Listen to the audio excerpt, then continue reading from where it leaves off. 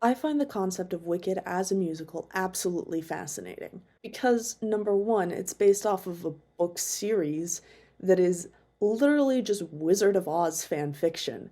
Like, imagine turning direct fan fiction into a musical and having your fan fiction musical then turned into a movie that is over twice the length of the musical. By the way, this video contains spoilers about Wicked the musical and Wicked the movie, and probably Wicked the books, but I don't know, I haven't read those. This video is a kind of criticism of Wicked. It's not an exact criticism, it's more of a criticism of myself and how I am ultimately not the target audience of Wicked.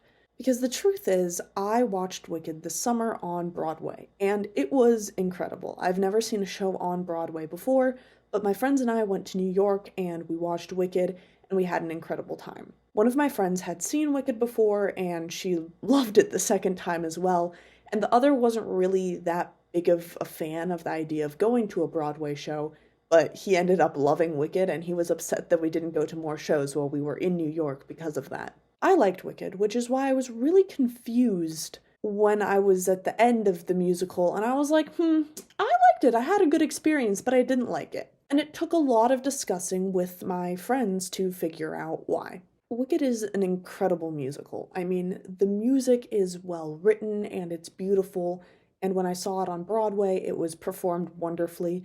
I watched the movie last Friday, and that was also really incredible. I've never seen a more full movie theater. Something that I think is really well done for the movie specifically is how good of an adaptation it was. It was a very direct adaptation, and I really don't think that it had to be as long as it did because it didn't really add that many new things, but it slowed down a lot of scenes and gave them a little bit more depth, which, while nice, was definitely not needed, especially during Defying Gravity, where there were a lot more breaks within the song.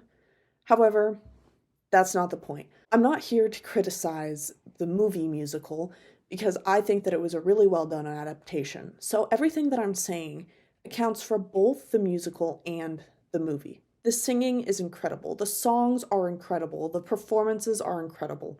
I think I noticed this a little bit more when I watched the musical, probably because I was paying a little bit more attention, and also because in a musical, you are more likely to just start looking at random performers on the stage and there aren't any close ups or anything like that. But the movie also, of course, had incredible performances by literally everybody involved. It was really good. The musical was really good. The acting and the singing and the music are just really good in general. Another thing that really stood out to me was the costuming, which carried over to the movie very well. However, something that I particularly enjoyed in the musical for the costuming were the costumes for the flying monkeys and for the animal characters. Because how do you portray a human being playing an animal, right? And I think that that worked out really well in the musical. The whimsical clothing of not only the students and like their weird pants skirt combos, but specifically the Aussians were also really, really great. And I loved seeing all these different costumes and I was so impressed. The set of the movie is really cool because a lot of it I do know is a practical set, meaning it was real and the actors could interact with it and it wasn't all just green screen or special effects, which a lot of movies do nowadays. It was really inspired, it was very whimsical, which I think is what is required for a movie that's based within Oz. I really, really liked that part. And in the musical, the set was incredible. There was a giant dragon just like hanging over the stage, and I thought that that was really, really amazing. And I loved that. The practical effects are really good.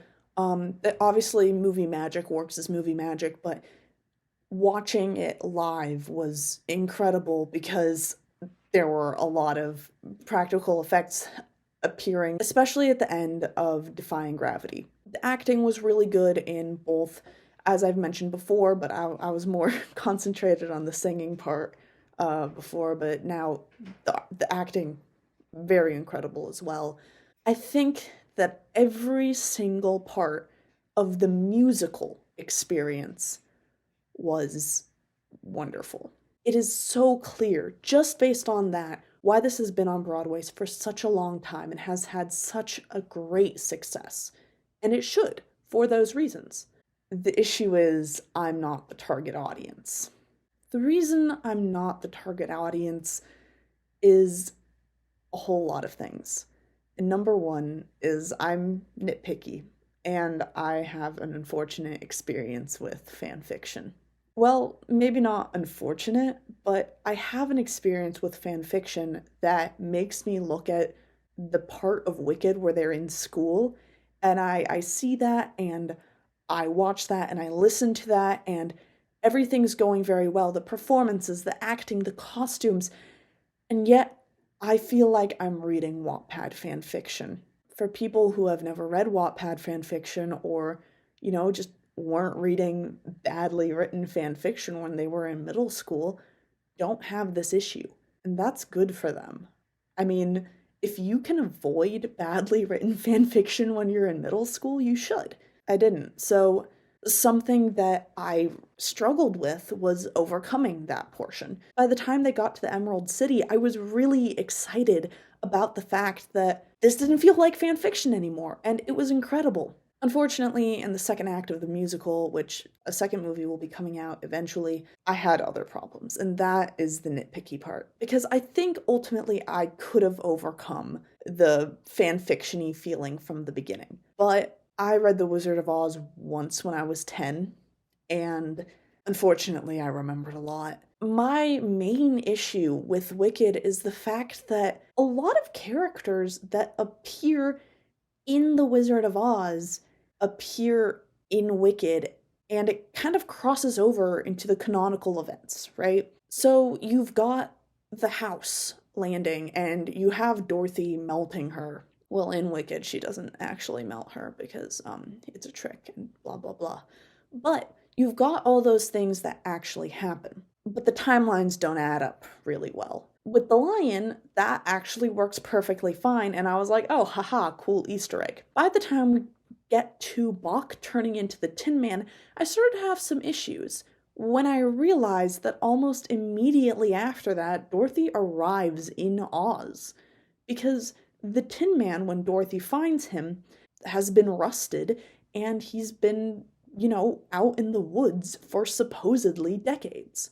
So that would have been fine if they would have waited on Dorothy. Same with the idea of Fiyero being transformed into the Scarecrow. If he had been transformed before Dorothy had landed, even if it was just like 2 days before, it would make sense. However, based on the actual timeline of Dorothy's arrival and when Fiyero gets transformed and the time it took her to get to the Scarecrow, which was pretty immediate after starting her journey to Oz, it seems unreasonable that that would happen.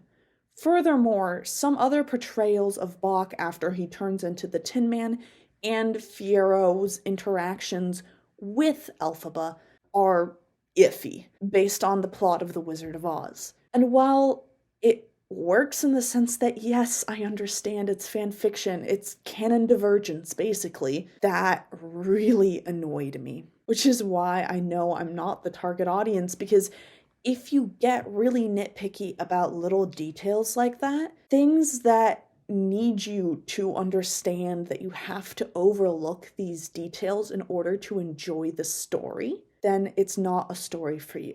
And that's why The Wicked is not a story for me.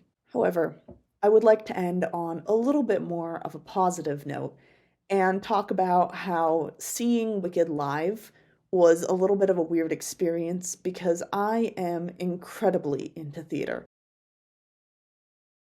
I've been doing theater for about 13 years or so at this point, and I have enjoyed every minute of it. Every time I try to leave, it takes me back in a chokehold, and I think it's absolutely fascinating, and I love it so much. So here are some weird theater moments that I had during Wicked that really took me out of the immersion of the story, but in hindsight, they're kind of cool things to notice. During Defying Gravity, I was squinting and trying to see the harness or the platform that was holding her up, and I was trying to figure out how that worked, and I kind of got the shadows, and I was like, whoa, the lighting booth is doing such a good job of hiding this, and oh my god, that's so cool. It kind of took me out of it, unfortunately, but the song was so good that it pulled me right on back in, even though I was still kind of looking for the behind the scenes things. During the love song with Elphaba and Fiyero, I kept thinking, wow, she's really painted green, huh? I wonder how many applications of Final Seal she had to put on herself. I wonder how long it takes to get into makeup. And I was just thinking all these things because I had to apply 3 levels of Final Seal to my face once when I had to hug someone wearing white. It happens, and I think that that was a pretty fun experience for me, even if it took me out of the show a little bit. This video might not make a lot of sense. However, I do think it's important to acknowledge that especially when things are really popular, sometimes you just have to understand that you are not the target audience, and you have to acknowledge the thing that makes you not the target audience. In my case, this is my nitpickiness and my need for everything to actually line up storyline-wise. Because I'm the type of person who notices when characters' ages in TV shows don't line up in flashbacks. And I notice when wedding anniversaries of characters, usually in TV shows, but sometimes books and things like that, are wrong. I notice things like, oh, hey, if this takes place 25 years later, that's a little bit young to be having kids. Did you get married right out of high school? Those sort of things really get me going, and I don't know why, but I always have to figure it out and have to have everything lined up in order for the story to work in my head. This makes me somebody who's slightly hard to please, especially when things such as Wicked are based off of other things, such as The Wizard of Oz. And I'm always going to hold The Wizard of Oz in higher regard to what is canon than Wicked, because Wicked was based off of it. Once again, Wicked is ultimately fan fiction, but that's okay. I don't need to enjoy everything that everyone else enjoys, because the thing that it tried to accomplish, which is being a good musical, it accomplished. Just because I had little issues with the story doesn't mean it's not a good story. Just because some people don't like it doesn't mean it's not good, because it is good for all the reasons that I mentioned at the very beginning of the video. And I hope that when the part 2 of the Wicked movie comes out, that it's just as good of an adaptation as the first part. Thank you so much for watching. Have a wonderful day.